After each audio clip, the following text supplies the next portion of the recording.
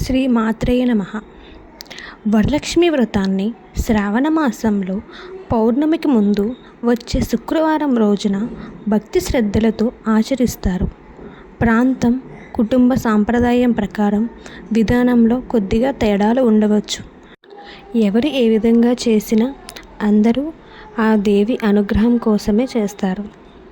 పూజకు కావాల్సిన ముఖ్యమైన వస్తువులు: కలశం, కొబ్బరికాయ, పసుపు, కుంకుమ, పూలు, పూలమాలలు, తమలపాకులు, వక్కలు, పండ్లు, నైవేద్యం, దీపం, నూనె, అమ్మవారి అలంకరణకు వస్త్రం, నగలు, అగరవత్తులు, అక్షింతలు, అమ్మవారిని ఉంచటానికి పీఠం మొదలైనవి.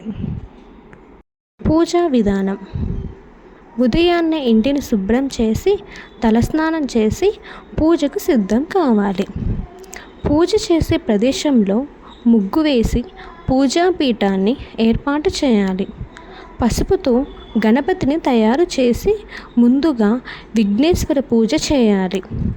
కలశాన్ని శుభ్రంగా అలంకరించి దానిలో నీరు, అక్షింతలు, నాణాలు మొదలైనవి వేసి కొబ్బరికాయతో జాకెటు ముక్కతో కలశాన్ని ఏర్పాటు చేసుకోవాలి.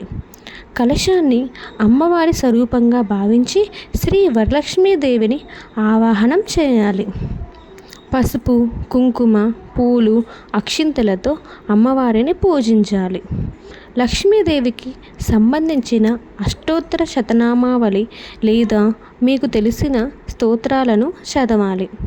వరలక్ష్మి వ్రత కథను భక్తితో వినాలి లేదా చదవాలి.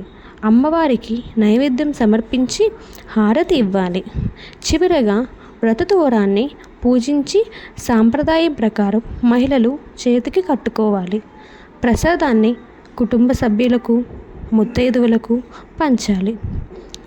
ముఖ్యంగా పూజలో ఆచారం కంటే భక్తి, శ్రద్ధ, మంచి మనసు ముఖ్యమైనవి. మీ ఇంటి పెద్దలు లేదా పురోహితులు చెప్పే కుటుంబ సాంప్రదాయాన్ని అనుసరించడం ఉత్తమం. ఈ వీడియో కనుక మీకు నచ్చితే తప్పకుండా లైక్ చేయండి, షేర్ చేయండి, సబ్స్క్రైబ్ చేసుకోండి. శ్రీ వరలక్ష్మీదేవి అనుగ్రహంతో మీ ఇంట సిరి సంపదలు, సుఖశాంతులు, ఆరోగ్యం, ఆనందం నిండాలని కోరుకుంటూ మీకు మరియు మీ కుటుంబ సభ్యులకు వరలక్ష్మి వ్రత శుభాకాంక్షలు. ఓం శ్రీ వరలక్ష్మీ నమః.